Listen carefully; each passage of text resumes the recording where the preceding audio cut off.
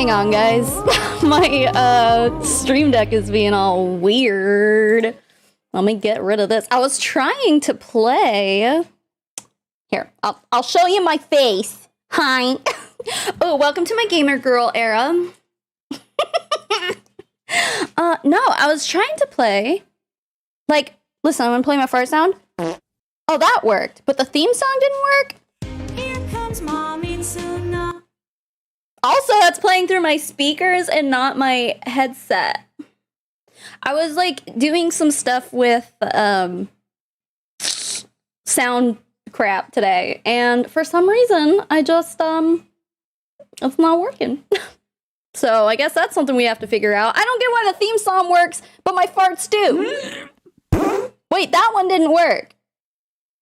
Okay, so it's everything through voice mod that's not working. That's annoying. I'm so sorry. What if I... Whoa. Nope, not like that. Oh, God. I'm a professional. Anyway, hi, guys. Welcome. I am home with the kiddos, so, be prepared for any last minute, like, out of the blue, be right back screens, but they are pretty set up down there, so I think they should be okay. And then I'm wondering, yeah, no, my mic is set up through my voice mod, so I don't know. I don't know what's going on. But hey, you guys ready?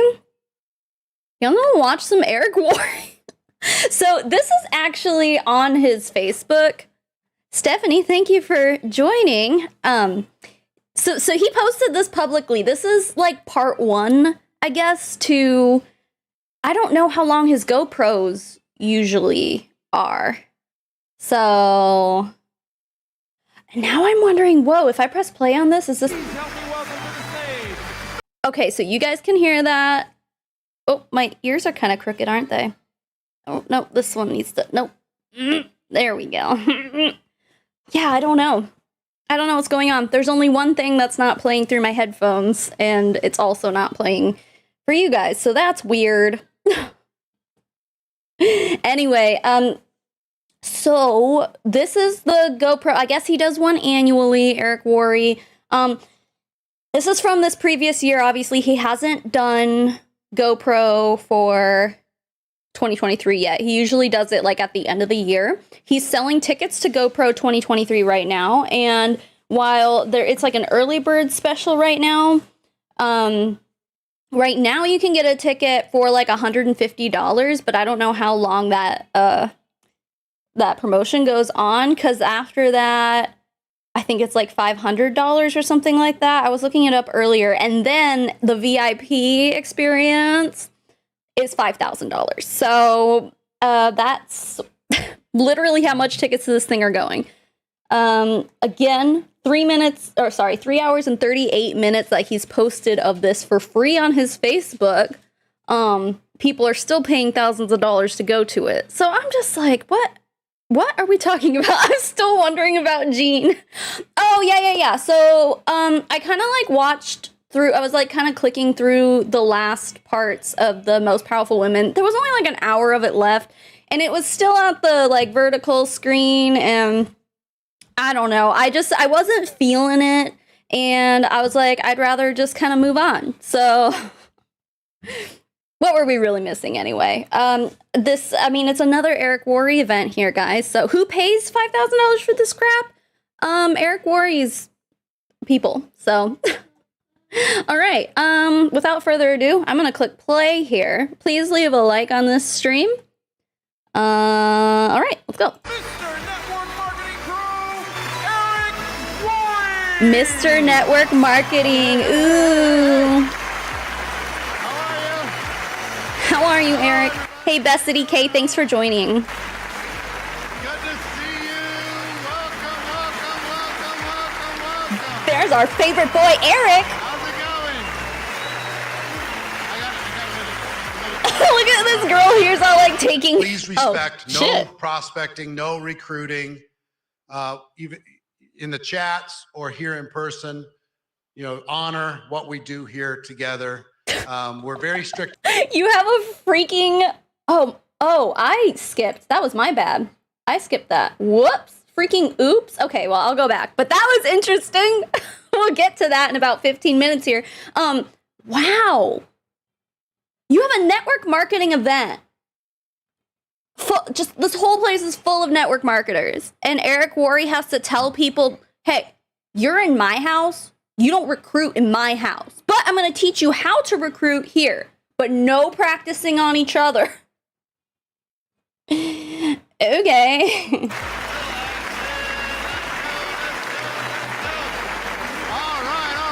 right. Have a seat. And if you're at home, have a seat. Great to see everybody. Everyone at home supposed to be giving him a standing ovation. GoPro, and it's been, 3 years since we've had people in person at a GoPro. So give it Thanks up a lot, for those of you. Give COVID. it up for yourselves that are here in person. She is for Gabby. Thank you for the dono. I'm just lurking, but this is a friendly reminder to like the stream. Thank you so much, and thank you for your dono. I appreciate that so much. Yes, please like the stream, and thank you. Good to see you all. So, a couple things I want to share with you as we start. We have an amazing. He's got like a 3 timer days here. created for you. That's interesting.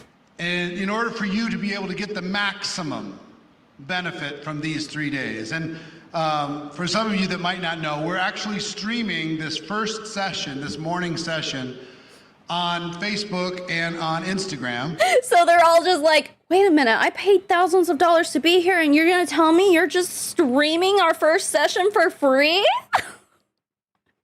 Wow, Eric, thanks a lot.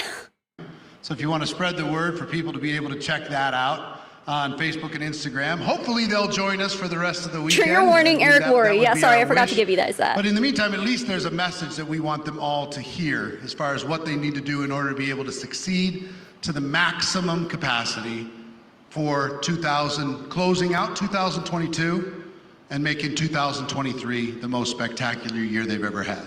Okay, so that's what that's for. Let me give you some tips. Sarah, thank you for joining. To maximize this experience. Tip number 1, be present. Be present.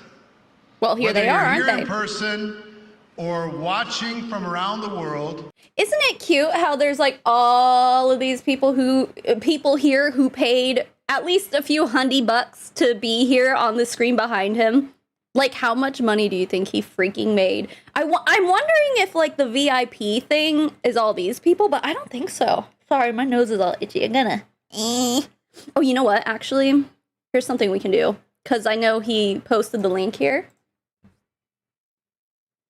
So this is for this year.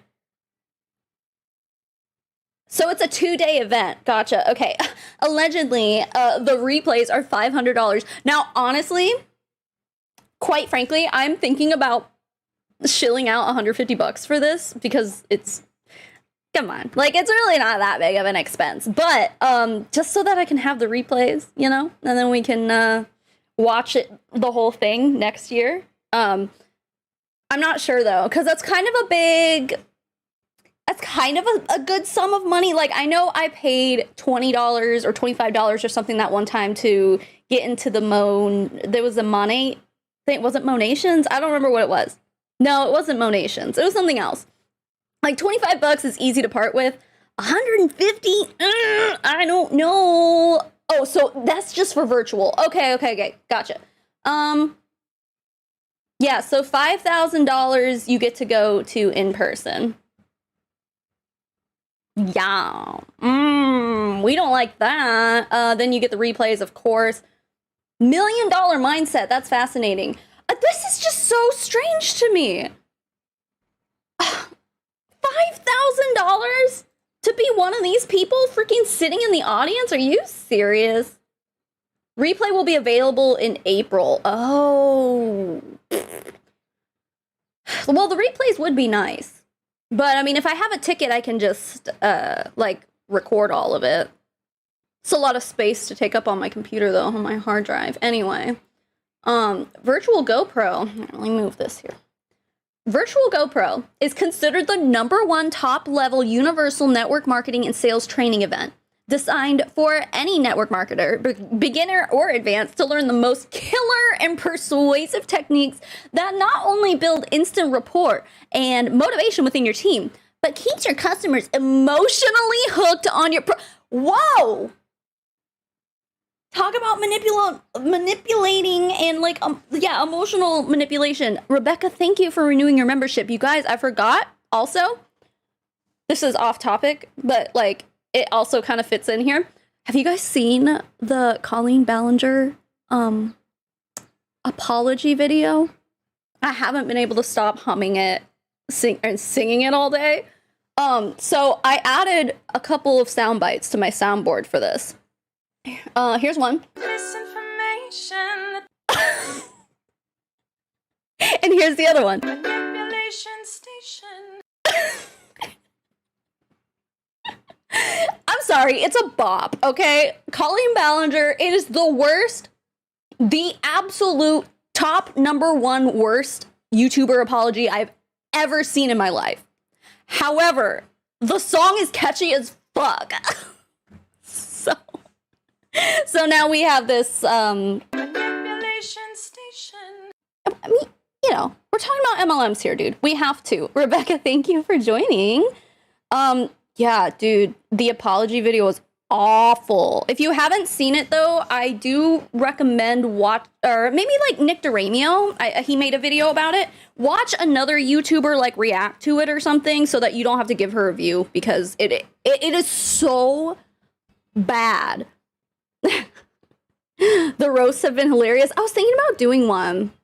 I was like, I haven't played ukulele for like so many years, but I'm like, I don't even know where my ukulele is. It's probably in a closet somewhere, but I'm like, I can dust it off and like do a parody of it. But then I'm like, because then like people who don't know what's going on might like see it and be like, whoa, Savannah, you're like grooming kids. Ugh. Like, I was like, because I'm not a parody channel, so like I don't want people to get confused.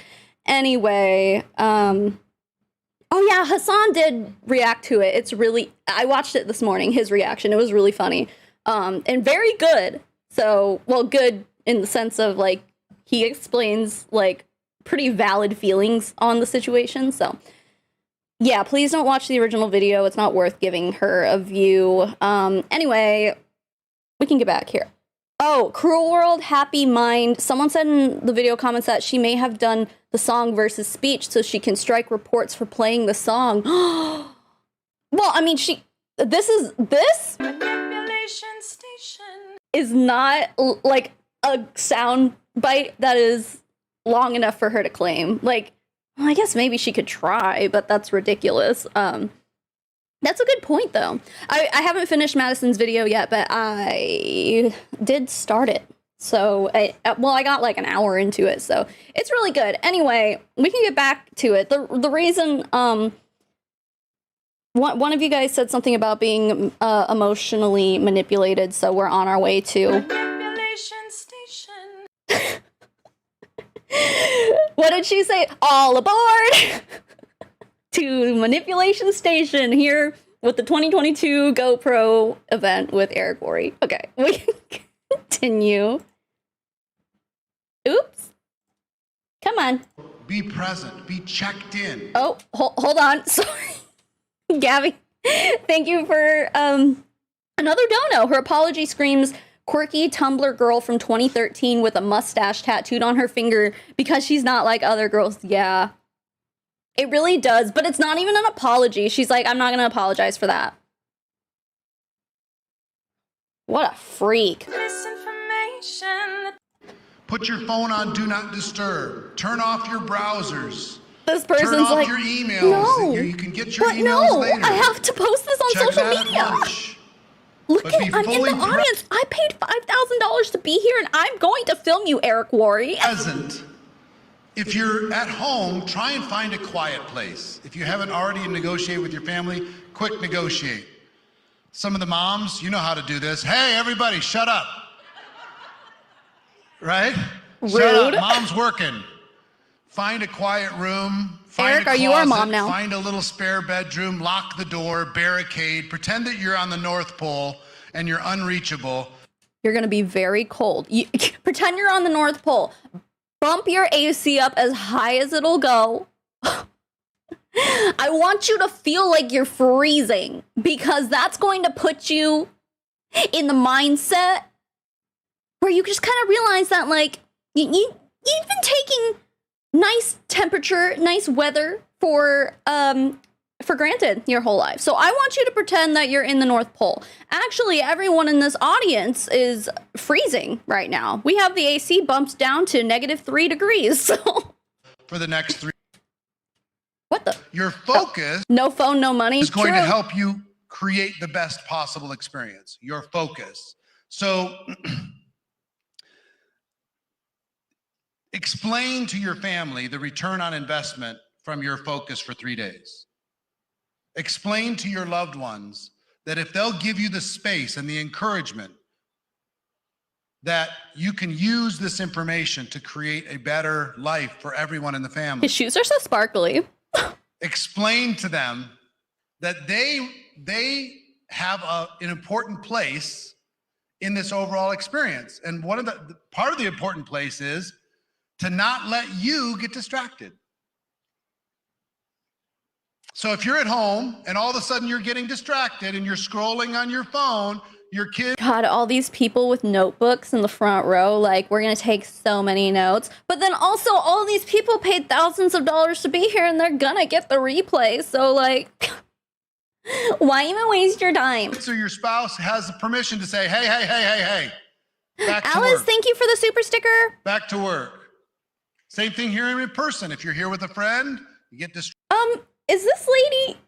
Oh, that says GoPro. I was like, is that like the presidential seal? Does she have like a green screen that makes her look like she's standing at the presidential, like the White House podium? No, it's a GoPro thing. Distracted because it's going to be a lot of information. And when you get a lot of information, sometimes we're like so overwhelmed that we kind of glaze over and we need a little bit of a distraction. What I would encourage you is power through that. Power through that. Because everything that we're doing is meant to build. This guy's here just like straight up texting. He's in the front row of GoPro. He paid thousands of dollars to be here, and he's just like, what's that, Eric? Oh, hang on. This text is really important. My wife wants to know what I want her to make us for dinner. on Dude. the thing before it. So if your mind checks out, one good note for you. Does he have his own water bottle? What is that? How bougie. Ew. Is make sure that you're taking notes. Every one of you, whether in person or watching from around the world, take notes. Here's why. There's going to be I'm your dad. hundreds and hundreds and hundreds of good ideas that are going to be shared over the course of these 3 days. And I'll tell you, one of the things that got me so excited early in my network marketing career, and I'll draw it out for you if I can. Can I use this? If I was here, Look at how fancy this is. and my life was going like this, which it never goes like that, right? But it's a lot of ups and downs. I realized that one little idea could make me money quickly. Like, I listened, one of my mentors was a gentleman by the name of Jim Mentor? Rohn. He's been passed for I hardly about know her. 10 years now, but I listened to one of his audio programs, and in the audio program, it says, for things to change, you have to change. And for things to get better, you have to get better. Change and success is not out there, it's in here. So I heard that and I'm like, oh, wow, that's unbelievable. Now, if you hear that when you work at the post office, that's great. Are you going to get a raise tomorrow? No. Even if you boil that into your soul, it's not going to change your economic situation and seniority and everything else that you have to deal with in that job. But the next day, after hearing that for the first time, I was sitting down with a problem. For things to change. For things to change, you have to change.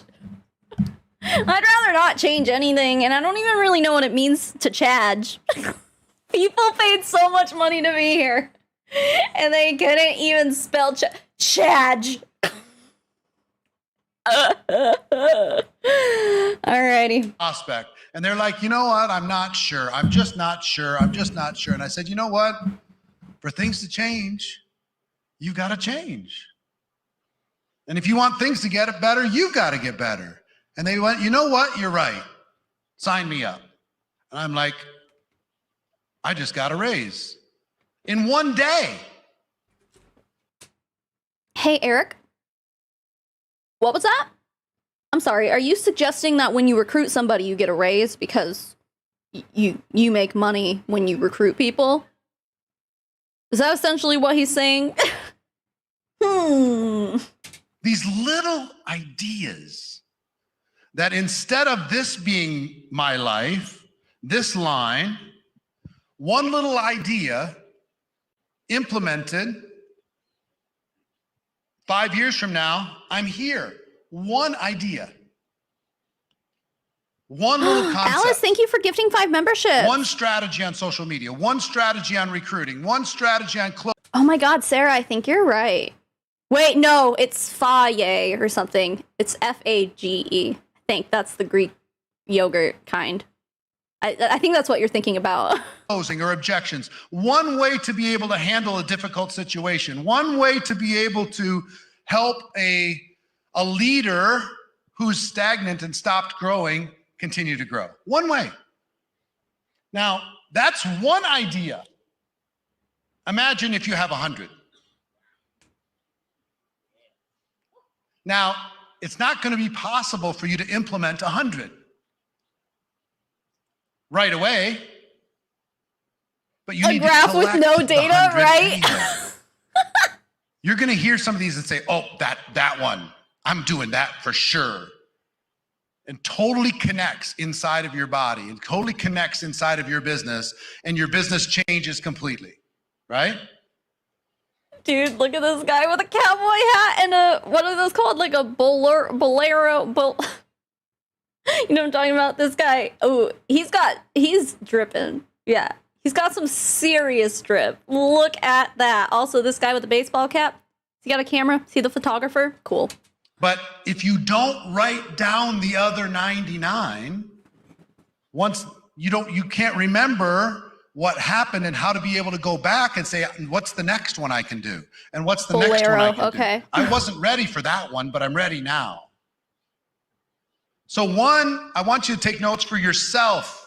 There's that drip boy. Oh, and his belt buckle. Oh, guys, did you know that these bolero thing? Wait, is that? It might just be like a lanyard for the, I don't know. Oh, come on. Like, he's got a belt buckle and a cowboy hat. Is there a fucking feather in his hat too? Okay, Yankee Doodle.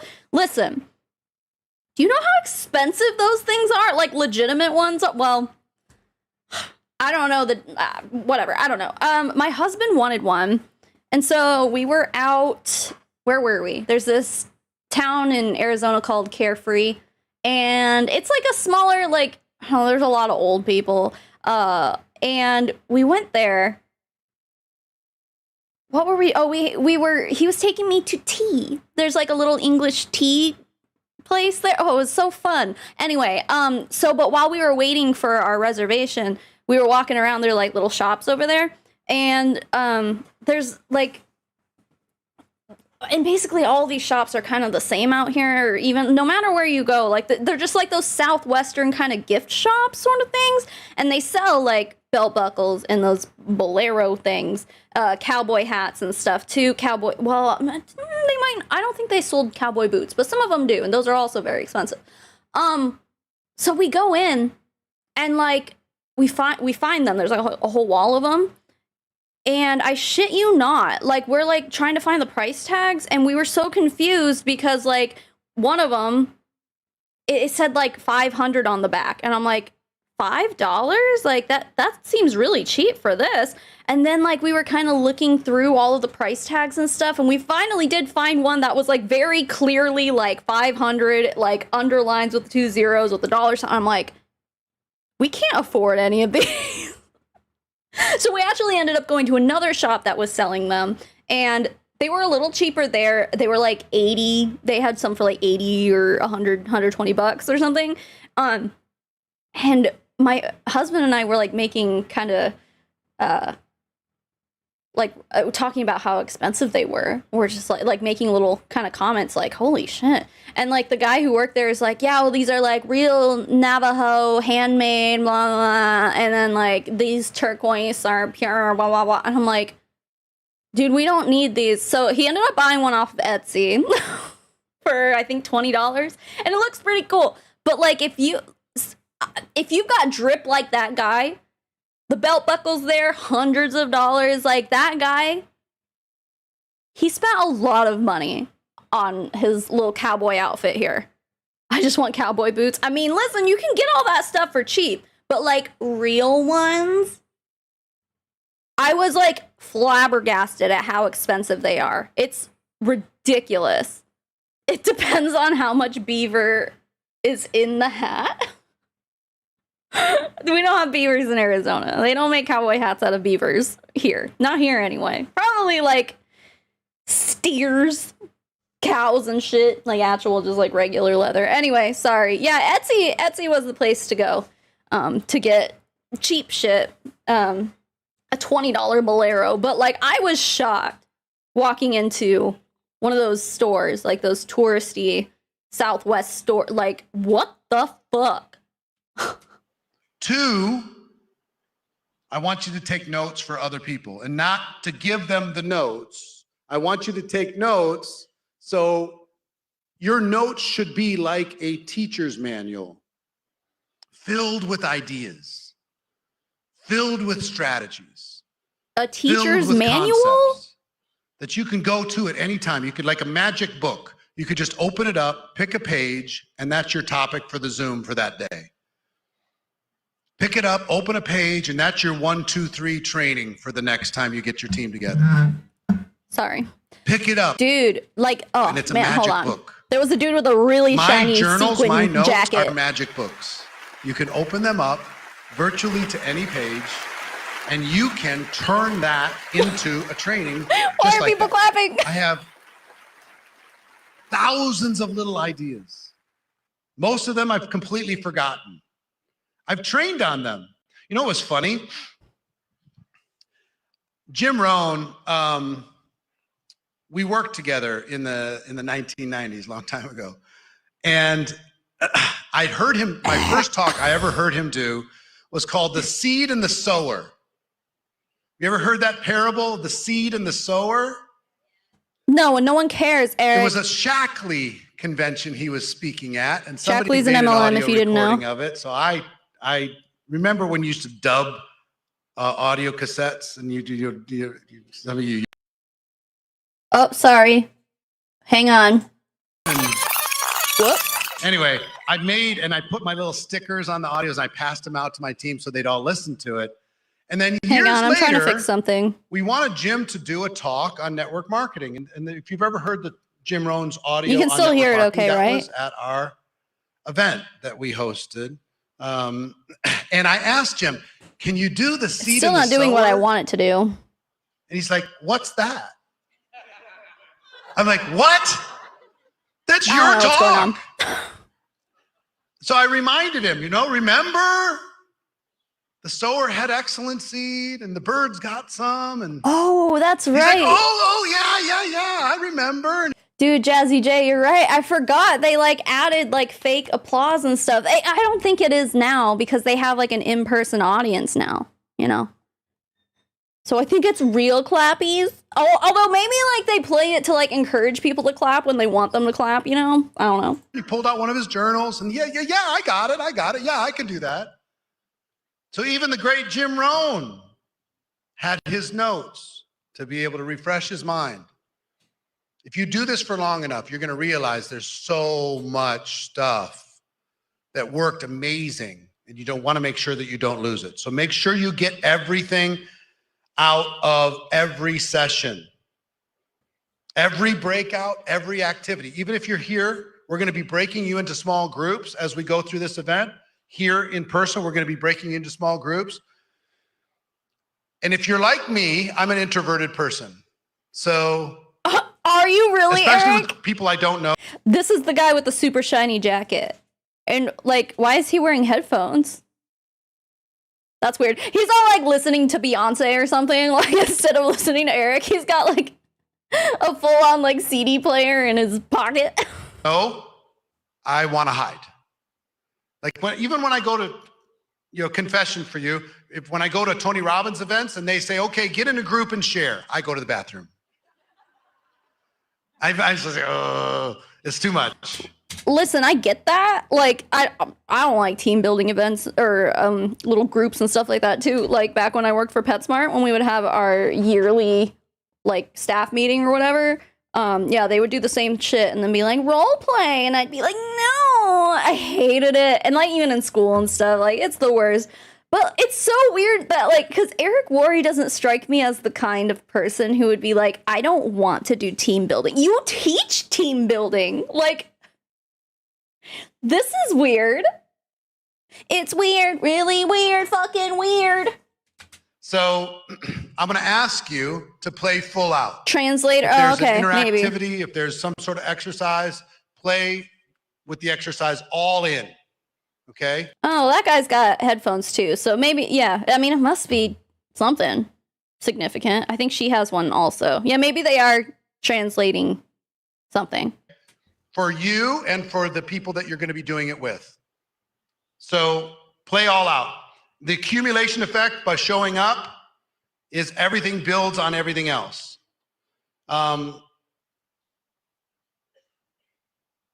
Yeah, stay immersed in this entire process. I've got to also tell you a couple things. First of all, this is a global generic event. And what I mean by that is we specifically have no company mentions. We have no product mentions. There's people from over 100 countries around the world who are plugged in, some in the middle of the night. Some are in Australia, they're starting at 2 a.m. In Europe. Dude, it totally is it's still a pre-recorded applause. No one in the audience is applauding. It's the sound guy who's like, whatever Eric's saying right now deserves applause. Wow. They have a live audience and they still have applause. Like, I saw someone in here saying it was an audible applause sign. Like, wow. Already starting to be evening. Throw into the chat. Oh, don't worry. 2 people are clapping. Israel, Netherlands, we're going to beat you. USA is going to beat you. Why is he so quiet? France, Canada. Okay, I'm going to mute this just so that I don't know if that's probably copyright shit. Oh, look at all those countries. South Dakota, the country of South Dakota. His audio is like super quiet and it's not on my end. It just like is that way. The sound guy effed up, you know? Okay, listen, Eric, you don't have to keep reading off names of countries. Okay, the audio is awful. It's better for us. I mean, those good teams find a way to not make it through. It's better. Why did they turn him down for that? Lowly Americans that have very little chance of making it past the round of 16. But anyway, so now he's really all loud. That said, please respect no prospecting, no recruiting, even in the chats or here in person. Honor what we do here together. We're very strict about it, so please don't make us enforce our rules, which is inviting you to not be a part of the rest Hi, Clown Down. So, you with me on that? Put your hands up if you're with me. All right, put a number 1 in the chat. All right, I promise I won't try to recruit. All right, there's the ones. Jeez. Fantastic. So I want to talk to you as we begin about the state of network marketing. What's happening? His shoes are very shiny, in yes. our world. I've been involved in network marketing since 1988, so almost 35 years. It's all I've ever really done. You know, started when I was a kid. Network marketing rescued me from a life that wasn't going to be that fantastic. Eric, you are one of the lucky ones. You are the top 1%. And also, this pause story is scary. I need to... Okay. Eric... Oh my god, like, I need to, like, screenshot this picture of him and save it for, like, every Eric Worre video I ever make. Just put that. Wow! Okay, anyway, can't stop looking at him on my other monitor. It's like... Stop looking at me like that, Eric. What were we talking about? Oh, yeah, he said that network marketing rescued him. Okay, you and Jessie Lee Ward and, like, a very select few people. Everyone else who joins your MLMs, they're gonna end up more in debt or in a worse financial place than before they joined you. Like, statistically, that's just how this shit goes. Now, Eric Worre would probably be the kind of guy who's just like, well, I've been doing this for 35 years, so, like, obviously it wasn't just, like, a get-rich-quick. Like, it's like, okay, but you still were... There are plenty of people who have been in MLMs for 30 years who still, it's like, at the most, it's a side hustle, you know? Other people just, like, never make money with it. I just hate this. I hate it when they go off about... Oh, network marketing rescued me. Ugh. Gross. Seriously? Oh, you know what that is? Misinformation. He's got us a one-way ticket to... Manipulation station. I love it. I didn't have any skills. Didn't have any... education really. My future prospects were not amazing. And then network marketing found its way into my life and became a joy, an absolute joy to be able to build and grow and help other people build and grow. And over the last 35 years, there's been a lot of change. There's been a lot of ups and downs for sure. There's been a lot of repetition. Some things come back around. It's a very small community. In other words, be a good person in this community, and you'll be rewarded over the long haul. I think that there's a difference between being a good person in the network marketing community and, like, just being a good person in general. Just being a generally good person. What do you consider to be a good person in this community, Eric? You have to shut up and listen, because he did tell people to do that at the very beginning. I mean, all the moms know how to do this. Shut up! He literally did that if you're tuning in late. He told people to shut up. He was joking, but, like, please, Eric, please. So to be a good person in Eric Worre's studios and in his network marketing events in that community, you have to shut up, listen, and learn how to manipulate people. The more people you can recruit, the more people who are going to be more willing to buy a $5,000 ticket to come to this GoPro event. So, yeah. Yeah, I think those are the standards of who's a good person here in Eric Worre's world. Be a bad person in this community and you'll be punished over the long haul, and that's as it should be. Everybody knows everybody. This is a small town. Everybody knows everybody. But in that period of time, I've seen the change, and I remember when social media first showed up. When social media first showed up, the old school network marketers were saying, oh, nonsense, nonsense. And sure, people on social media were doing lazy marketing. They were spamming everybody. They still do. But social media still, and a lot of the gurus in that day were like, oh, no. That's not what we do. We're face-to-face, belly-to-belly. And then everybody realized. Belly to hold on, sorry, that was like a delayed reaction, but like, what if your belly doesn't protrude at all? Then you are standing like nose to nose with people like, will you join my team? Hey guys. Can you join me? I have an opportunity for you. Oh, I forgot my mic is over here. Excuse me. Hi. I have a really important opportunity. I know we haven't spoken since high school, but belly to belly. You can't do this without being belly to belly, nose to nose. This stuff's working. And the early pioneers caught some heat. The early adopters of social media. The pioneers used to ride this baby for miles. They caught some heat from their companies, from other leaders. When that shift happened and that change happened, a lot of people were judged for adopting that shift. And a lot of shifts have happened over the course of the last 35 years, but I've never in my life. Em, I missed what you said was going on with you, but I hope you're okay, whatever's going on. I know I see you here all the time, so you're a very appreciated part of this community, and I hope whatever's going on in your life is gonna work out.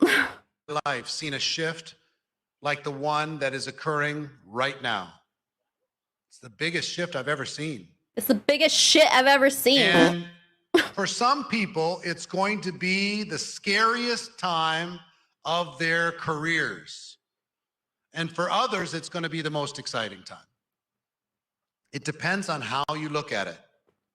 And what happened is, I saw an interview with Jeff Bezos in the first year of the pandemic. And he said, where all of society's habits were going to be Stupid. 10 years from now, we just moved it all up and it changed in 1 year. And there's a lot of hubbub about that. And inside of network marketing, something similar happened. Balls to balls. It opened the door for lots of innovation and change. You guys are so immature. And we're in this unsettled space currently between services, products, face-to-face, Butt to butt. technology. We're speaking from a studio, broadcasting around the world today. This was created because of the pandemic. We couldn't fit everybody that is watching right now in any stadium I'm aware of in the world. Couldn't do it. And who knows, 3 years from today, 5 years from today, are we going to be sitting in holograms in somebody else's living room? Are we going to be in the metaverse with glasses on? We don't know. No one's going to be in the How metaverse. human beings are going to interact, and what are the unintended consequences of all the things that are happening inside of our world. And I want to talk to you about unintended consequences for a moment. How many of you experienced at the first 6 to 12 months of the pandemic, how many of you experienced a growth spurt in your business? The first 6 to 12 months. Put a 1 into the chat if you experienced it from home. Guys, do you know why? It's because at the very beginning of the pandemic, a bunch of people, well, obviously, I don't need to really tell you all this, but like, I don't know if you're new here or something to the anti-MLM world. What happened when COVID hit was that, you know, we were all alive through there, through that time. We all know a lot of people lost their jobs. A lot of people lost their income. And so what did the Huns do?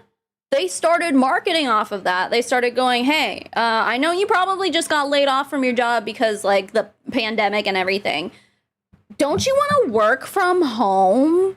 Don't you want to stay home with your family and make all this money? And people were so vulnerable at that time that they had, I mean, really, they felt like they had no other choice. Work from home jobs are like booming right now because of the pandemic. Really, it kind of gave everyone that push. It's like we had no choice, right?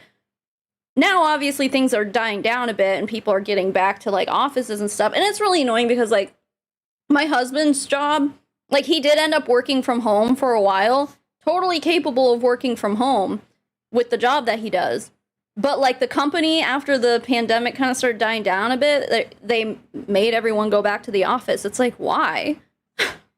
Why? Like you have a huge like corporate building and shit, like you just don't want to rent that out anymore? Like what is the point? I don't know. It's just, it's ridiculous that some companies did that, but a lot of companies didn't. Like my best friend still works from home as far as I last knew.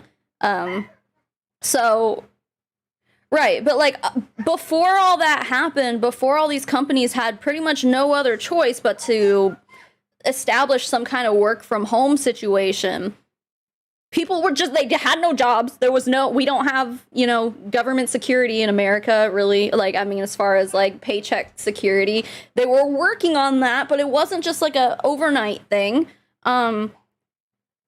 People had to end up taking out PPP loans and stuff like that, and that was a whole fraudulent thing that the network marketers jumped on also. But anyway, yeah, no, people felt vulnerable and they had no choice. The reason why everyone had a boom is because they preyed on people who had just recently lost their jobs out of their control because there was a worldwide pandemic going on, and these people fucking preyed on that. You know what we call that? Manipulation station. They all got off on manipulation station. Colleen Ballinger was like, all aboard! And then they all jumped on the train and they got off at Manipulation station.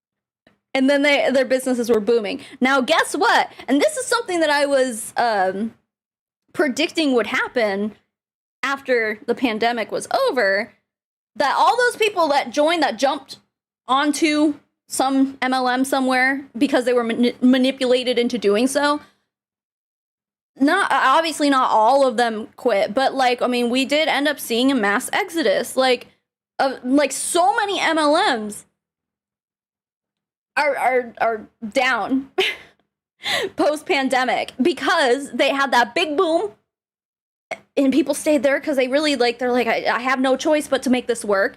And then once they were able to actually go back and make an actual income, they're like, yeah, this MLM shit is not working. I just spent 6 months of my life trying to make this work and it's not gonna fucking work. So that's why. That's why. Most people here in the room experience that. Mm-hmm. And we all thought, this is a brave new world. I don't have to go into living rooms anymore. I don't have to meet my team. All I have to do is push buttons. We can have the best people in the world do all the Zooms. We don't have to have newbies doing any presentations. Pissing me off. We don't have to take that risk, and they don't even have to face their fears. Let's create an environment where nobody has to face their fears. And they just plug in, and they introduce us to their prospects. And the top leaders do everything for them. And customers went up. Recruits went up. Rank advancements went up. So, yeah, no shit. When he says customers went up, the distributors are the customers, and that's exactly what he's talking about, because guess what? Nobody, during that time, nobody was looking for a new protein shake. They weren't looking to spend more money on this and that.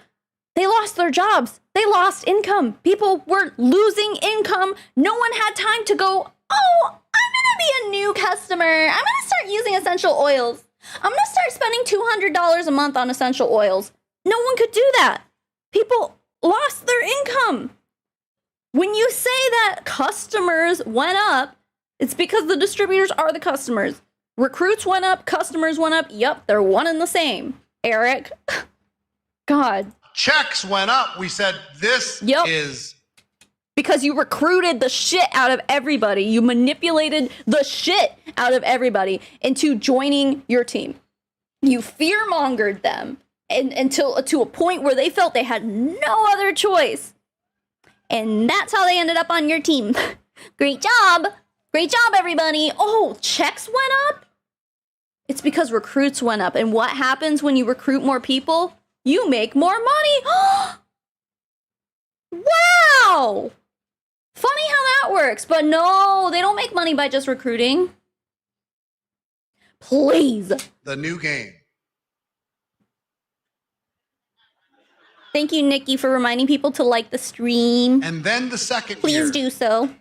of the pandemic arrived. And how many of you experienced a drop-off in growth? That would be the mass second year of the exodus pandemic? beginning. Yeah. Either it plateaued or it slowed. Because people were on your team for like 6 months, a year, and realized that you had fucking scammed them, and then they quit. That's what happened. Show of hands.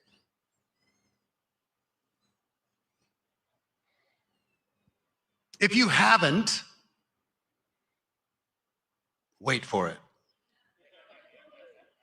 I doubt that there's a single person who used the pandemic to recruit people. I doubt that there's a single person out there who is still to this day experiencing growth, except maybe Jessie Lee Ward.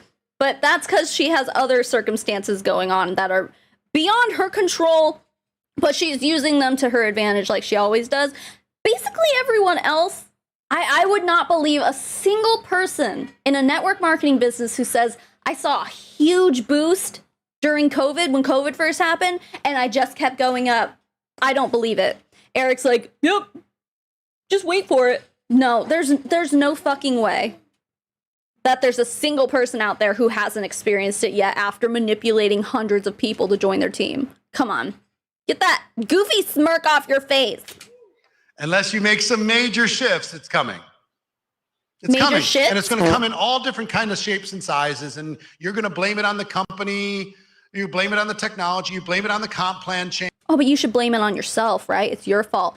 Hey, Amy, thank you. Anyone else think he looks like a serial killer? Yes, I do. I always get just freaked out by Eric Worre. He creeps me out. And I know every time I say that and like make fun of his goofy facial expressions and all this shit and like cringe at him, people get mad at me because they're like, Savannah, that's not nice. I'm sorry. He just makes me uncomfortable. Everything about this man, the way he looks, his facial expressions, the way he talks, there are certain words he say that make me go, certain words he says that make me go, like that. Home. He does that when he says home. Homes. Like, just say homes. No, he like draws it out. Like, it weirds me out. Everything about Eric Worre weirds me out. Anyway, thank you for the dono, Amy. Change. Blame it on a leader, went to another company. Blame it on, blame it on, blame it on, blame it on. But here's the biggest unintended consequence of what happened inside the pandemic. We have created an army of weak people. I mean, that's what happens when you prey on people's vulnerabilities, when you use circumstances that are outside of their own control. When you use that to get them to agree to join your team, that's what happens. Because, like, those people didn't join because they wanted to. They joined because you fear-mongered them into making them feel like they had to. They felt like they had no other choice. Yeah. That's why you built a team of weak people. Everyone did, because everyone was there not by choice. They were there because they felt like they had no other choice. I'll say it again. We have created millions of weaklings that have never done a presentation, that have no toughness in them at all. But I thought when you join an MLM that there's like no prerequisites, you know? I thought that there was, you don't have to know how to sell.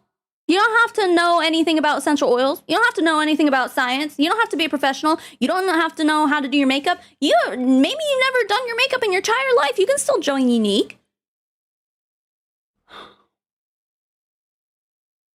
But no, now it's like, oh no, these people have never done a presentation in their life. I'm sorry, is that a prerequisite now? Because like, when you sold me the opportunity, you said I didn't have to have any experience in anything. Now suddenly it's our fault for being weak. Ugh. How many of you consider yourself tough? Raise your hands. You consider yourself tough? Be honest. Yeah? Let me ask you the question. What made you tough? What made you tough? I ate a bowl of nails for breakfast without any milk. Struggles. Tough times. The army. But I walked through my garden and stubbed my toe and I only cried for 20 minutes. what was in the army that made you tough? Tough times. Challenges. All the no's. No-shows. People quitting. Doing a presentation and falling on your face. Being embarrassed and standing back up again. Learning how to do things in a tough situation. Having no support. Having no upline. Having no support in your language, in your country. You had to be customer service instead of somebody else. All of that. Everybody, what made you tough is getting punched in the face. Are you because you literally just told us that these people all built teams full of weak people, and now you're like, who's tough in here? What made you tough? You got punched in the face? Resort to physical violence against your team to toughen them up a little bit. Holy shit! Manipulation station. And what do we do? What do rich parents do to their kids? They protect them from getting punched in the face. And what does that create? Weak kids or strong kids? Oh, stop with Weak this. kids. I hate this so much. Oh my god, this argument always pisses me off. They're basically, he literally just said that like all of our anti-bullying measures that have been taken in school these days are what's making kids weak because they're not being bullied enough. Fuck you, Eric Worre. As somebody who was bullied terribly in middle school because of my trichotillomania, that's gonna be a big fat fuck you, Eric. Yeah, I had someone threaten, they held a lighter to my face and told me they were gonna burn my ugly face off. Do you know what that does to a 12-year-old kid? Or 13 maybe, it's maybe how old I was? Kids are mean. Hi, I'm in my 30s now and I still struggle with self-esteem issues, depression, debilitating anxiety. Like, but no, I should have been bullied harder, right? Go fuck yourself. And every single person, like, okay, you know that guy, oh my god, what's the bull of MLM, Dominic or whatever the fuck? He made a video, like, I don't know if you guys know this story, but basically, like, he made a video reacting to one of my videos and was like, hey, Savannah, I want to have a debate with you. Let's have a conversation, blah, blah, blah, blah. And then he followed me on Instagram. And I knew I recognized him, but I was like, who is this dude? I saw that he had followed me, so I went to his page. And, like, one of the first things that he had posted, like, I blocked him immediately as soon as I saw this shit. Because I was like, I'm not fucking with this guy. Like, he's horrible. He's awful.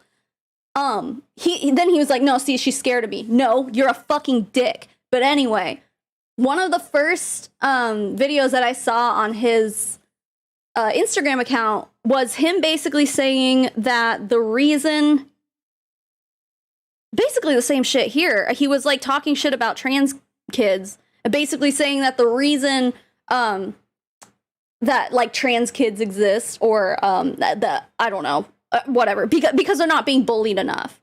Because now suddenly they're like, oh no, you are free to be who you want.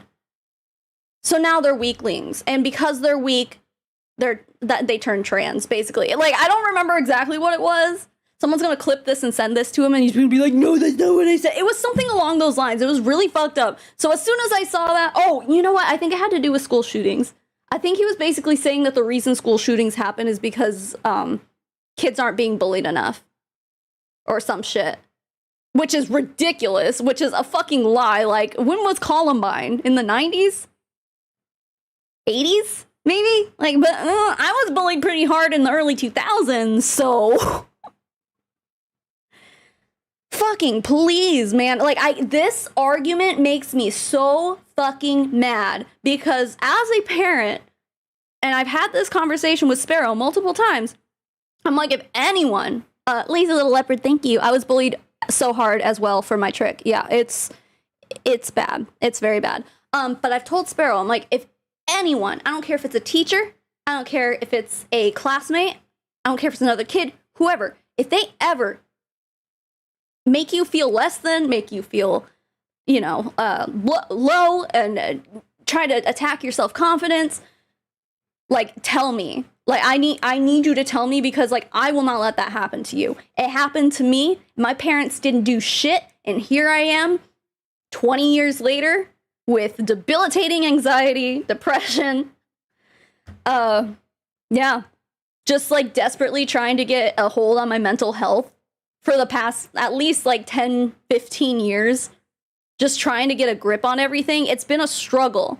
And do I blame my parents? Partially, yeah.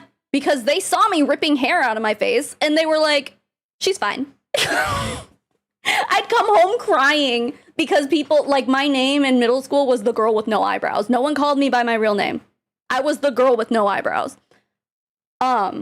I would come home crying and my dad said to my face, stop pulling out your hair, it's your fault. You know what? That kind of shit fucks up a child. And then they turn into adults and then you make fun of them for having anxiety and depression. Fuck you. Fuck anybody who thinks that. Fuck everybody who thinks that the reason that kids, that people grow up to be snowflakes is because they weren't bullied enough. I'm a snowflake, and I was bullied to shit. I hated myself. I still do most days, but I've gotten better. I'm sorry to go on about this for so long. When I hear this shit, he's like, people are weak because no one's being bullied enough, so now they're turning weak. And now he's trying to tell you that, like, you need to take that mindset and apply it to your team. You need to be the upline who is literally abusing your team because your team is too weak. You know what you need to do? Do you know what you need to do to toughen your team up a bit, to build a nice, strong foundation? You need to be an asshole. This isn't about tough love. He's just like, no. Like, yell at them, basically. Oh my god. Jesus Christ, dude. I honestly believe that the reason that, like, I have suffered so hard with anxiety, depression, self-esteem issues, the like, for my entire adult life is because of how I was bullied and mistreated in middle school and, like, early high school. Thankfully, when I went to high school, I actually found a group of friends who didn't give a shit that I didn't have eyebrows. They were all the weirdos, you know? I was one of them. But at least at that point, I had support. And I had people who, like, would stick up for me. But, like, in middle school, I was the girl with no eyebrows. Someone threatened to burn my ugly face off. Like, that kind of shit. And then I grew up to be a mentally unstable adult. So, like... Fuck you, Eric Worre. Not only do I have trauma from being bullied as a kid, you're now suggesting in your fucking GoPro event that these people need to be applying that logic to their teams and causing even more trauma on them in their adult life. Fuck you, dude. Fuck you. Anyway, Lazy Little Leopard, thank you for the dono. My parents did the same. Like, it's so easy to just stop. I didn't even know I even had it like that. like that it had a name until you brought it up on your channel. Oh, I'm glad I could help. Like, I know there was one time when my mom, like, found an article in a magazine about trichotillomania, and she, like, just gave it to me thinking it would help. And I threw it away. I didn't want to read it because I was so ashamed. I was, like, ashamed, embarrassed. What I needed was therapy. I needed, like, at least in my adult life, I was able to kind of confront it head on and be like, this is who I am and I can't stop. So I deal with it. Like, whatever. You know, I have makeup now that can put eyebrows on my face. I have them microbladed, you know. But as a kid, handing me a fucking article she saw in a magazine about people who pull their hair out, I didn't read it, I didn't touch it, I didn't do anything with it because I was ashamed. And why was I ashamed? Because my fucking father looked me in the face and told me, just stop. You can't just stop, dude. Anyway, thank you, Carol, for gifting 50 freaking memberships. Dang. Gus literally ran off stream crying because someone said something that Gus had been bullied with forever. Fuck you. Oh yeah, I got more Pop-Tarts in the chat. More. Woo! Happy times, yeah! Yeah, dude, bullying does not make people stronger. While it maybe toughened up my skin a bit, and, like, people can, like, tell me I'm ugly and tell me I put on too much makeup and tell me all this shit, and I just, like, laugh at them at this point. When I was a kid, it wasn't like that.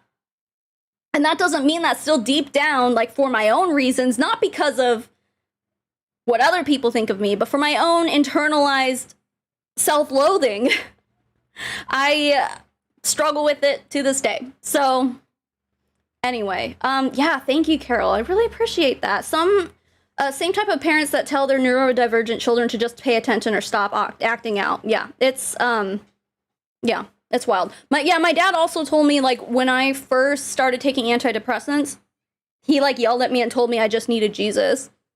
Which I, at that time, was going to a fellowship. Like, I was going as an adult on my own volition to a fellowship, and I had never been closer to God in my entire life. Meanwhile, my dad hadn't stepped foot, great job, in a church for years. But I was going every single week to a group of people to read the Bible and learn about God. But he had the fucking balls to tell me that I just needed Jesus. Oh, yeah, I was the one who needed Jesus. You want to talk about what makes people weak? It's that shit. Being bullied at school and coming home and also having no support there. Anyway. Love to everybody who is resonating with this in the chat. I'm sorry if I triggered anybody with all of that. Just know that you're valuable and you are loved and appreciated, and I'm sorry if anyone has ever made you feel anything less than that, because personally I know exactly how it feels and it sucks. And long story short, that's why I always tell my kids, like, don't let anyone fucking bring you down, dude. Because whoa, sorry. Ooh. Angry mom. Like, I wrote an email to Sparrow's teacher and I went to the fucking principal at one point because I felt like her teacher was treating her unfairly. Let alone, like, if I find out that, like, a kid is bullying her and no one's doing anything about it, I will raise hell. But I already raised hell because I felt like her teacher mistreated her. And even Sparrow was just like, no, it's fine. It's not a big deal, Mom. It wasn't a big deal. It was because I forgot to sign a paper, so Sparrow got punished for it, and I went fucking buck wild. I was emailing, I was like, this is not okay, blah, blah, blah, blah, blah. And the teacher's like, well, it was only for like 5 minutes. She couldn't go to recess, blah, blah. I'm like, I don't fucking give a shit. I'm like, don't you try to make my daughter feel like something that I fucked up on was her fault. Bring me a kid who makes my daughter feel unsafe and unworthy. Okay, I'm not gonna punch a kid. This is not literal. Metaphorically. I will raise hell. Aaron, not related at all, have you shared the news? What news? I'm sorry, what news? I'm, like, checking my phone now. What news are you talking about? I'm going to our... I don't know. Okay, I'm not seeing anything in our group chat. Hey, what news? Are you talking about how you sent ketones out to be tested? Erin absolutely sent some ketones from Prove It to be tested in a lab for next month. Oh, no, I haven't shared the news. You guys want to know what the news is? I'm going to Vegas to see Erin and JJ. I didn't know if you wanted people to know. Like, I didn't know if it was supposed to be like a surprise or what, but if you're here giving me donos to tell people, oh, you're texting me now? I was like, what happened in the news? Oh my God. No, the big news is we're gonna hang out in person. It's gonna be fun. So I'm very excited. I'm only going for a weekend. I think JJ is gonna be out there for like 3 or 4 days. But I can only go for the weekend because kids and my husband's work and stuff. So, but yeah, it's gonna be so fun. And I think we're planning to do like an in-person live stream and stuff like that. So it's gonna be awesome. I'm really excited. Erin's letting me stay at her house, so she has to deal with me for a whole weekend. I'm really, really stoked. Anyway, listen, it's been a really long tangent. Let's get back to Eric Warthog. And that weakness, what does that do for the next generation? Face-sized pancakes, yeah. It builds strength because the weakness creates adversity. Please hold. Yes?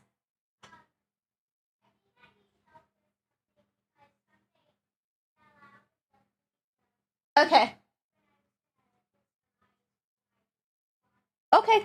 I have to help Sparrow. Something fell out of the freezer and she needs help putting it back in. I'll let this play for you. Let me know if I missed any. Oh, you know what? These headphones, they're wireless. And when I go downstairs, I can still hear stuff. So I shouldn't miss anything. I'll be right back. And the adversity creates getting punched in the face, and punch in the face creates strength.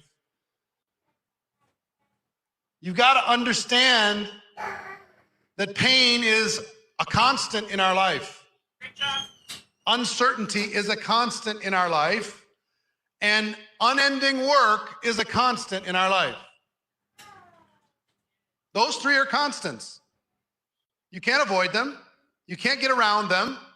Pain, uncertainty, and unending work. That is part of our existence.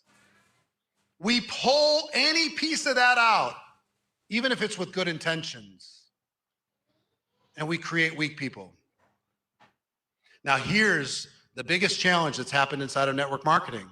The weak people are so many that they're impacting the entire profession.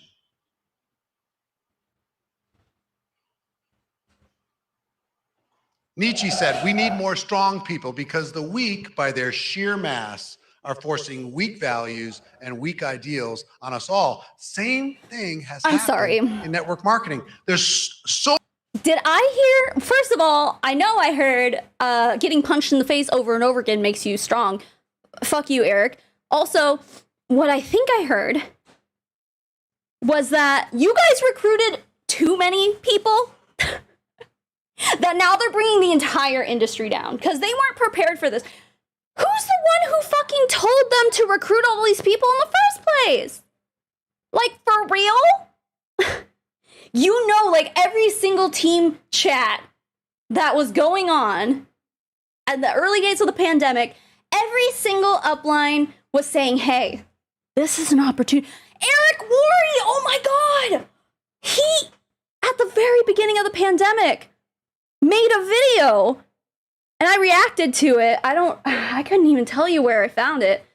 Might have been on his Facebook or something, but it was basically, yeah, him like, hey, this is an opportunity.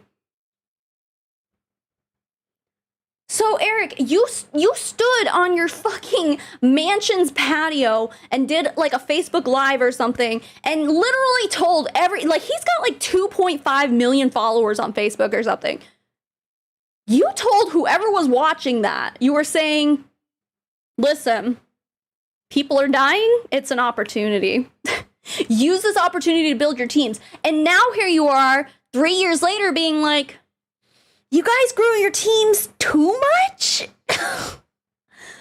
Oh, God. Oh, he's awful. He is just the worst. Everything that's coming out of his mouth right now, I'm just like, dude, fuck this guy. So many people in your teams that are weak. Guess what they've been successful in doing? Evil Howie Making the Mandel, leaders evil. Yes, we need to make it easier for people. Yeah. Erica, you're right. He and all of these top network marketers are rich because of the weak people. Yup. And now they're mad that basically what I'm hearing here is that he's angry that they had this like upward momentum when people started, you know, dying from coronavirus, and that momentum did not continue up through 2023. He's mad that momentum stopped and then went in the opposite direction because, like, naturally that's just the next direction for things to go when you mass recruit everyone you possibly can by manipulating them. Oh, excuse me. Manipulation station. Did you guys hear that? Oh my god, put a fucking muffler on your car. Holy shit. Yeah, you manipulated people, you fearmongered them into believing that they had to join your network marketing business because they had just lost their job and they lost their income and blah, blah, blah, blah. And now it's like, why'd you guys do that? You guys made so much money and now you're shocked that all those people that you manipulated 3 years ago are like, oh, this was a scam the whole time. Oh, okay, I'm gonna leave. I talk about unrealistic expectations, dude. I can't. Oh, yes, the company should maybe change the comp plan. Oh, yes, we should, you know, the tickets to the events should be cheaper. Oh, yes, we should just do everything for free. Oh, yes. Give them some product. Dude, Eric is pissed that he's not making as much money as he was during the pandemic. He's so pissed that he can't continue, like, whatever was working, that fear-mongering that was working in the early days of the pandemic doesn't work anymore, and now they can't figure out how to keep that momentum going. They're like, we gotta fearmonger people about something else. Oh, what is it? What's it gonna be this time? Trans people! Join my MLM because of trans people. Literally, that's the thing that they're doing. I made a video about, like, MLM Huns being anti-trans. And one of the people literally made, I think Hannah covered this too, but it was a post where some lady, a Melaleuca lady, was basically saying that she didn't want to support woke brands anymore. And it was all about, like, anti-LGBT, anti-trans shit. And she's like, that's why you should join Melaleuca because, like, they share these same values. I mean, like, you see the regular fear-mongering, like, oh, chemicals, toxic chemicals and stuff. Well, now it's like, trans people, They'll find anything to keep, they want that momentum again, but they're having a really hard time finding it. And Eric Worre's up here, like, scolding everyone and being like, how dare you lose momentum in your teams? Oh, yes. Maybe all these people that are complaining to me are right.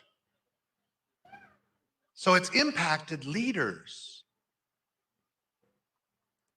You're telling me that when people quit your team, it impacts the uplines? Is it because when you recruit people, that's how you make most of your money? So if they don't stick around, you lose money? Because that's where you get the money in the first place, from recruiting? Fascinating. And some of the leaders, because they hear it so much, do we hear more positive or negative? Negative. Somebody can give you 10 compliments, one person criticizes you. What do you obsess over? The compliments or the criticism? Criticism. No, in my opinion, they're not focusing on our criticism enough because, like, my favorite thing to react to is when these people respond to our criticism. And I just feel like I don't get enough of that. You know what I would love? I would love for every single one of these people to react to shit that I've said, or shit that Chelsea has said, or shit that Hannah has said, shit that Isabella has said, like, shit that Aaron has said, you know, shit that JJ has said. Those are my favorite. And we don't get them very much. I think I would like it if you guys reacted, if you were a little bit more reactionary. I would love that. I'd appreciate that. Thank you. So if you get a bunch of people on your team saying it's impossible to recruit, it's impossible to add customers, the product's way too expensive, I can't get anybody to come to convention. Nobody wants to buy a ticket. And that's all you hear as a leader. What are you going to obsess over? Have you ever considered that perhaps that's valid criticism? Have you ever considered that the reason they're saying those things is because it's true? But no, instead you need to spread a little bit of Misinformation. your team's not buying a ticket. They're not buying the right ticket. They didn't buy a ticket to, Manipulation station. and I'm gonna need you to feed them the Misinformation. so that they'll stick around and keep paying your bills. The criticism. And it plants a seed of doubt in your mind that says, you know what? The seed of doubt is justified, Eric, actually. Not sure if you know this, but like everything that you just complained about is actually true in 9 out of 10 MLMs, if not like 9.9 out of 10 MLMs. The only MLM that I can really think of that has products that aren't stupid overpriced is Pharmacy. And Paparazzi, but like Paparazzi, they make their fucking jewelry out of lead, so you get what you pay for. But like Pharmacy, I still don't understand how they keep their products so cheap. And like I've used Pharmacy. I have a video where someone sent me a bunch of Pharmacy and I used it, and some of it's great actually. Some of it is stuff I actually like. Some of it I was like, but like, how do they keep their shit so cheap, dude? I don't know. But like everything else, everything else is pretty valid, yeah. Maybe they're right. Because they are. Maybe we're making this too hard. Maybe we need to stop offering any adversity.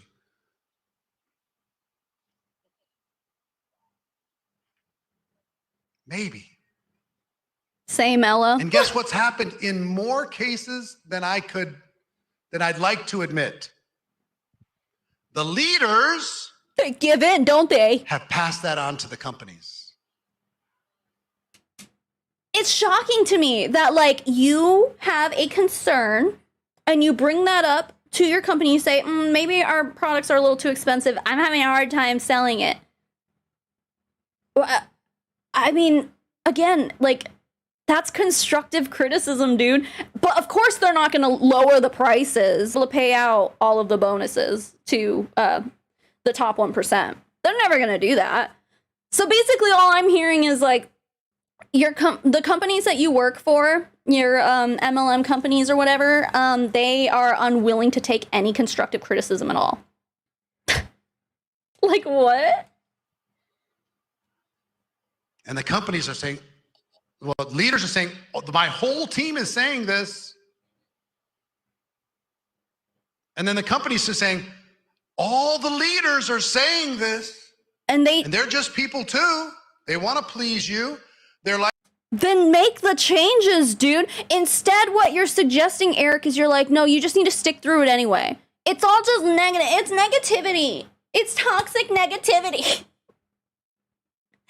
No, our MLM companies never do anything bad ever. Our teams never do anything bad ever. It's just the haters. It's the haters' fault. It's all just the negativity. You need to be positive all the time. Dude, sometimes you just like shouldn't be positive about things. Has that ever crossed your mind, Eric?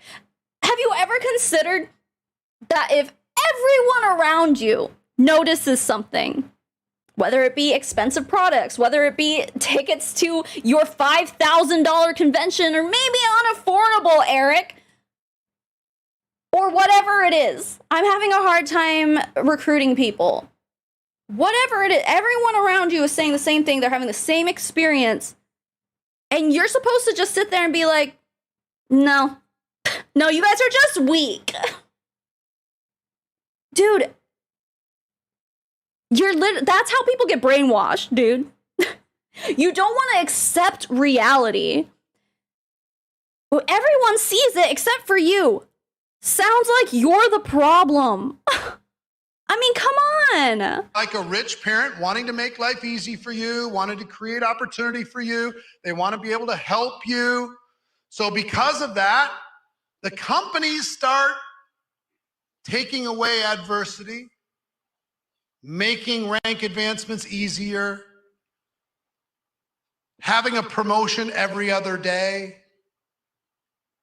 getting the field addicted to promotions instead of to work. Whose fucking fault is that? That's your fault. It's the way that you are marketing the opportunity.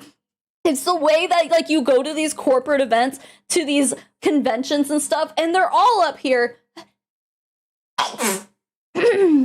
Excuse me. They're all up here like passing on the same message to everybody, dude. Like, whose fault is that? Reducing the price, losing money, raising their compensation structures. I'm going to give you some straight talk right now, and it's talk that leaders I prefer gay talk, but anyway. hate for me to say, but I'm going to say it. You're getting paid too much. As a percentage of total company revenue, you're getting paid too much. All yeah, you of are. you. Yeah, you are. Yep. Yeah, they had to pump that in.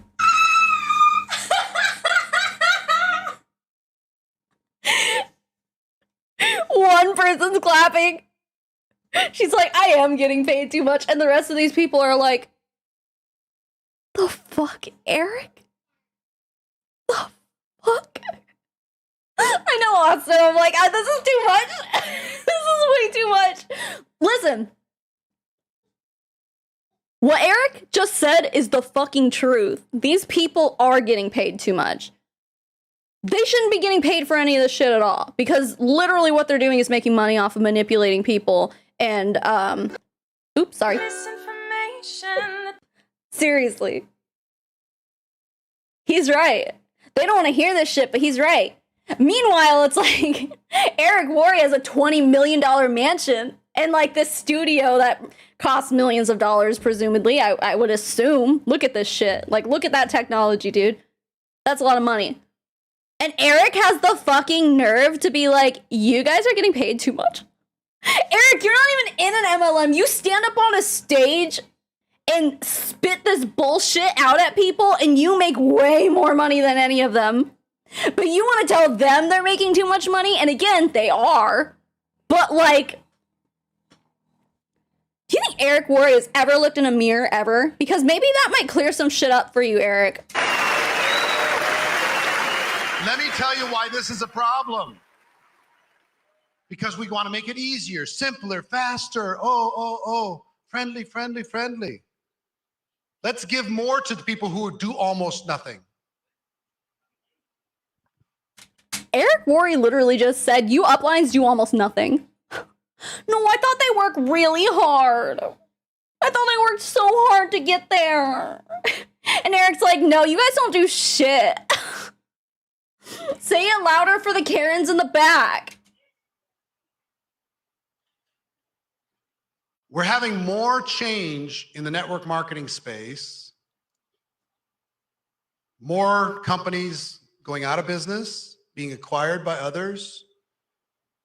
It's a tale of two cities. There's some companies that are doing well. What about and going tale up. of two Other companies shitties? that are not doing well and going down. You know why there's so much change happening? Because the companies are operating on such tiny little margins because they're being bullied by everybody in the field saying, we have to. It's the only. The companies are being bullied? Yo, stop. Eric. Now, you and I both know that that's just not true. What MLM does anybody know of that has, like, recently at all lowered prices, lowered the cost of tickets to go to their convention? Like, no one's doing that. He's basically saying, like, you guys are being too much of a pussy. You guys need to toughen up. like, if you're being a dick to people, if you're gonna sit there and just be a total fucking asshole, no one's gonna join you. Like, who wants to join a team of somebody like this who's like, yeah, I get paid too much, but guess what? You're gonna do what I say. Like, no one wants that shit. At the very beginning of this, Eric Worre told everyone to shut up. No one wants that shit. Are you serious, Eric? This is just, like, I'm sorry I'm pausing so much, but, like, just every fucking sentence that comes out of his mouth, I'm just like, why the fuck would he say that? Wow. The only way we can compete, we have to pay more. And because they're paying more, the quality of the product is going down. Because is it possible that, like, perhaps, like you just said 2 sentences ago, Eric, that they're paying the leaders, they're paying them too much? How about instead of lowering the quality of your products, you stop fucking pumping all this money into your uplines? Because those people, they're the ones that give network marketing a bad rap. Well, they're part of it anyway. They're the front line of why they get a bad rap. They're the ones that are responsible for Misinformation. They're the ones who are responsible for everyone getting off on. Manipulation station. It's the uplines who are doing that shit, dude. And you're paying them too much. And he's like, no. They keep pumping more money into the uplines. And in order to fix their budget problems, they just take quality away from the products that they sell. They don't lower the prices either, which is equally shitty. Paying more equals lower quality, yeah. When really, and it comes down to, like, the same arguments we say about billionaires, right? I know, Griffin, I feel the same way. When we say that, like, billionaires shouldn't exist, and that, like, billionaires only exist because they got that money by... Misinformation. No, by being just, like, you know... What's the word I'm looking for? Like, they, like, partake in wage slavery and shit like that. Like, they're just, like, that's not ethical. They got their money through unethical means. That is the word I was trying to say. Or those are the words I was trying to say. And it would be great if those people were paying, like, their fair share of taxes and stuff, but when that happens, they start throwing a fit, and they start finding loopholes, and they start, no. Like, the world, the country at least, would be in a much better place, like, infrastructure-wise, economically, in so many ways. We would be so much better off if the top 1% was paying their fair share in taxes, but instead of, like, taking money from them and putting it into what needs to be done in this country, instead, we're cutting education. We're cutting, you know, it's like the same thing. Do you guys know what I'm trying to say? It's very hypocritical, and it just, like, doesn't make sense. So Eric is saying basically the same thing. Like, instead of taking money from millionaires' pockets, we need to just cut the Department of Education. We need to cut Social Security. No, it's like the same shit here. Instead of making it so the people who I just said are being overpaid, instead of that, we need to just lower the quality of the products we sell without lowering the prices. I just.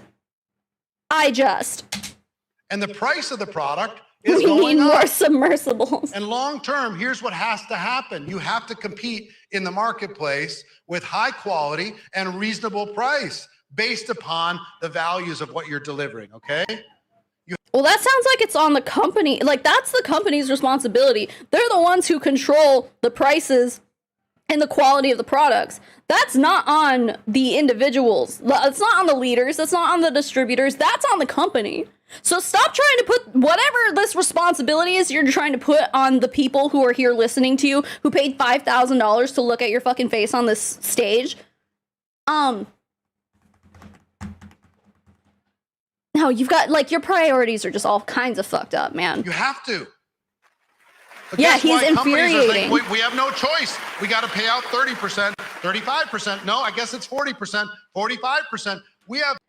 Oh, come on, Eric. You and I both know that they're not making the bulk of their money off of the percentages that they're making from selling the products. You and I know that that's not true. If you lowered the commission that people get from actually selling the products, maybe that'll sell you or save you some money. Yeah, sure. It really shouldn't piss off the uplines because ultimately they make more money by recruiting and not by actually selling the products. So who fucking cares? People in the field actually bragging. Our company pays out 64%. Alice, thank you for the 10 memberships. Fast forward 10 years. Tell me what's going to happen to that company. They're not going to be there. They will have satisfied their children with candy for breakfast forever. No protein in their diet at all. Ew, stop with the baby noise. That was the, out of every baby sound effect they could have used, that was the most uncomfortable one. That was awful. And what they ended up more sacrificing. Pop-Tarts in the chat. Yeah, oh, sorry. Woo, yeah. Your companies have to make money, people. It's not as easy as you might think. If they're operating in different countries, if they're dealing with multiple products around the world, it's very, very difficult. So tough. They have to have margin for research and development. They have to have margin for clinical studies. They have to have margin for advisors and helpers and the right things to do. You need. So why are you telling us this, Eric? This is not on the individual distributors. This is on the company. It's their fucking fault. You need to understand this, okay? This is not a kiddie game. This is a $200 billion profession that is being put at risk because this army of weaklings is literally on the grocery store floor kicking and screaming that they have to have the candy. No, again, their budget problems, the MLM's budget problem is not the distributor's fault. Seriously? How are you going to put this on the distributor? How can you do this? How ridiculous, dude. So the parents are saying, well, give them the candy. And the grocery store owners are saying, go ahead and give them what they want. That was a Lower weird the price. overlay. Make it easier. Some of your ranks are so easy, it's not even a rank. I'm sorry, like 90%, like 80 to 90% of people in almost any MLM you look at will never make it out of the first rank. Oh, but it's too easy. A major majority of people in every single MLM will never even make it out. But yeah, no, it's just so easy. It's not even a rank. So then like when someone finally does like break into the top 20% or whatever, you're taking like any sort of recognition away from them. Now you're like, you shouldn't be proud of this. Yeah, you did something that most other people will never do, but it ain't shit. It's like a participation trophy. You're a participation trophy. Welcome to the company. Was that dude, I'm pretty sure that was a laugh soundbite. I don't think that was the audience. A participation trophy. That wasn't funny. What are you talking about? You have a pulse? Here's a trophy. That was definitely, yeah, that was the same exact soundbite. How cringe. Now it made a little bit of sense when this was 100% virtual and there was nobody in the audience. Made a little bit of sense. Here, what are you doing? You have an audience of people who can laugh for you, and it's not their fault that you're not being funny. So here's what's happened. What's happened is, I know what made me tough in network marketing, and this is not about, my generation and your generation. It's just about what happened literally in 24 months. 24 months. This became a pandemic of its own inside of our profession of weak thoughts, weak attitudes, weak work ethic. I need to find and this I need to find the fucking video that I did a bazillion years ago about Eric Worre. Talking, like, literally telling people that they need to use the pandemic as a recruiting tool. And here, let me see here. Let's see if I can find it. No, that's not it. Okay, well, I'll press play here and I'll see what I can find. But, like, he's gonna sit here and be like, see, you guys created this pandemic of its own. Eric, you were a big instigator of it. My God. I get more of this. I'm just so burned out. Compared to what, you snowflake? Stop it. Oh my God. What are you talking about? This is not real work. I hate this. Really? Yeah, I don't work for my paycheck at all. I'm depleted. You're depleted. Really? There's a hidden camera following you around. We would know why you're making what you're making. Stop it. There's like a crying guy. This is not that big a deal. You're not that big a deal. God damn. True talk. If you put in the work ethic that you've put in the last 12 months, getting paid what you're getting paid, leaders, in any corporation in the world, would they let you get away with that? Nope. They'd be having meetings about you. Why are we paying this clown so much money? They show up 2 days a week. They do a Zoom that they think they're building something. Come on, where's the production? The real world. I'm still looking for that video, sorry. We hide. So what used to be, it took somebody getting punched in the face repeatedly. I found it. And you learned, right? I'm going to be tougher. I'm going to be stronger. You can't knock me down. I'm going to get back. Okay, Chumbawamba. Hold on. We don't have to watch this whole video, but I just want to. I haven't watched this in years, so. Hello, friend. Welcome to. Well, I had no hair. There are a lot of iniquitous people out there. Shut up! Shut up, Savannah! Shut up! You talk too much. Of those who are vulnerable and here. And what it means for network marketing. That title alone should infuriate. Wait, what was the title? And what it means for network marketing. That title alone should infuriate you. Coronavirus and what it means for network marketing. Eric, you perpetuated this shit. Anyway. He's situated on a terrace, probably connected to his home, where you can see a lovely view of the Nevada landscape from his fucking mansion. Here's what I know right now. Coronavirus currently is an issue. I don't think it's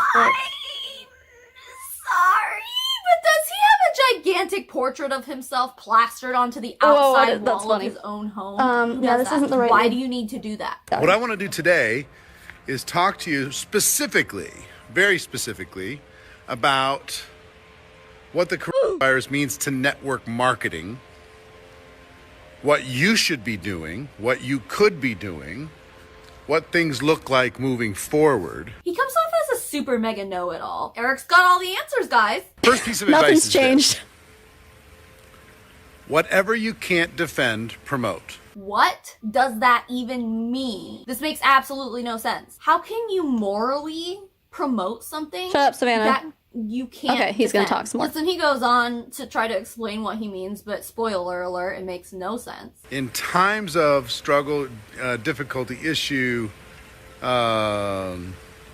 fear, doubt, whatever you can't defend, promote. And here's what I mean by that. People are concerned about coronavirus. People are being sent home from schools. People are being sent home from their workplace. People in traditional jobs, there's an overabundance of caution with lots of different companies. There has never been a more opportune moment for people to work from their homes than right now. Eric, sir, with no due respect at all, because I don't respect you at all, you're Good the one, scum Savannah. of the earth for saying this. Agree. You're the scum of the earth for promoting it. Of shit out. Now in the Vox article, they were able to get a statement this is from a him Vox in which article? he says, "My intention was not to be opportunistic," he told Vox. It's more along the lines of saying, in the face of this circumstance, we have a unique benefit that other entrepreneurs don't have. And you can help people looking for help. A working from unique home. benefit. What part of There has never been a more opportune moment. is not being opportunistic? I mean, come on. Vox Seriously. calls him out for being insensitive, and he's like, shit, gotta make this look better than it sounded coming out of my fucking pie hole. No, your intentions in this video are No, shut up, extremely Savannah. Get back to clear, Eric dude. Worre. Think about this. People to work from their homes, using technology, connecting consumers to valuable products, and drop shipping those products to the consumer's home. Never, ever Well, has so there he's talking been about, a better time to say like, to selling to people, look, customers. how would you like to be able to work from home? How would you how would you like to not have to go into that office and be able to earn a living with your smartphone or with your laptop? How would you like to be able to network with people with quality products and services? Here's what I don't get about MLM shillers. I think we understand. Shut up, Savannah. You can go back to irrelevancy. Listen.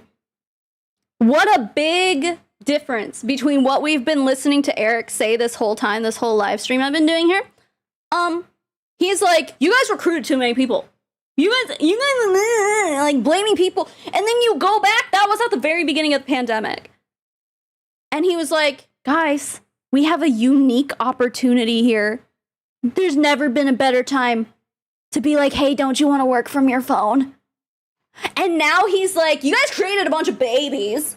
You guys recruited so many weak people. That's what happens when you prey on vulnerable people, Eric. That's what happens when you're a regular visitor of... Manipulation station. I just...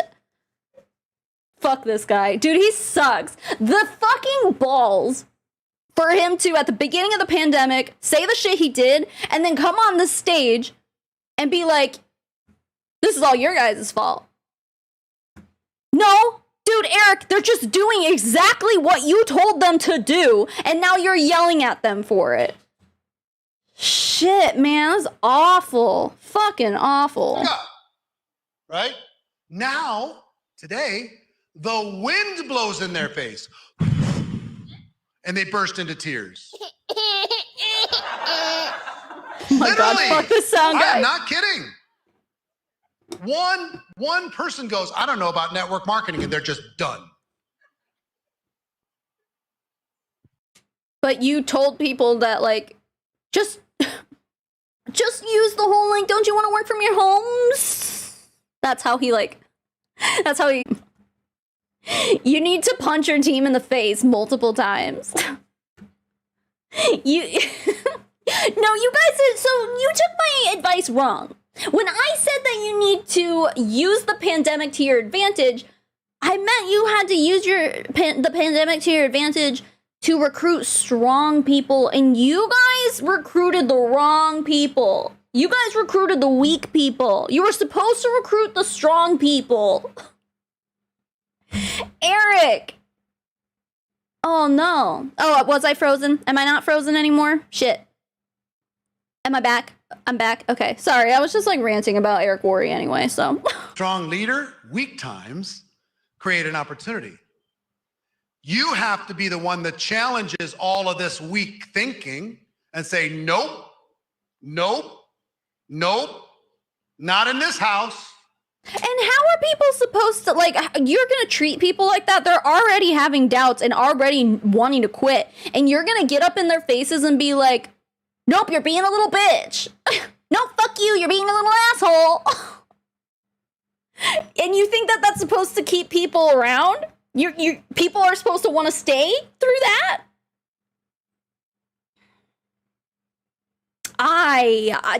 This makes no sense. And again, need I remind you that people paid $5,000 freaking dollars to be in this audience right here. This person isn't even paying attention. Neither is this person. Neither of these people are paying attention. They're filming. All these fucking people spent all this money, and it's like, if they've been following Eric Worre for years, they should be confused as shit right now. They should be conflicted. They should be like, all I've ever done is follow what you told me to do, Eric. And now I mean that everything that I did to your advice